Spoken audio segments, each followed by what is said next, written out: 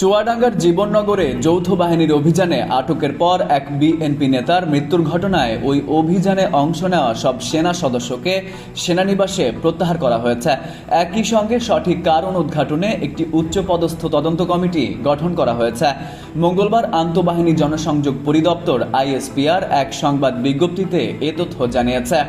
এতে বলা হয়েছে, গত 12 জানুয়ারি আনুমানিক রাত 11টায় চুয়াডাঙ্গা জেলার জীবননগর উপজেলায় সুনির্দিষ্ট গোয়েন্দা তথ্যের ভিত্তিতে অবৈধ অস্ত্র উদ্ধারের লক্ষ্যে যৌথ বাহিনী দিয়ে একটি বিশেষ অভিযান পরিচালনা করা হয়।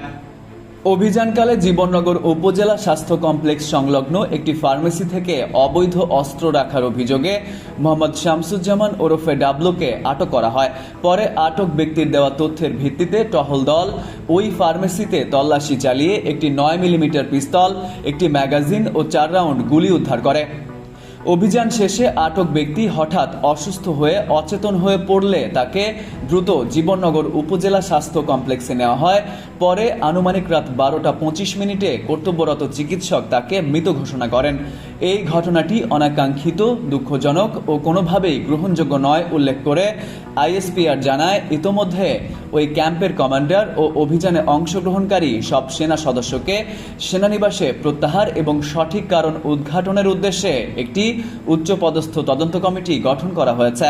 তদন্তে দোষী সাব্যস্ত ব্যক্তিদের বিরুদ্ধে সেনা আইন অনুযায়ী যথাযথ আইনানুগ ব্যবস্থা নেওয়া হবে।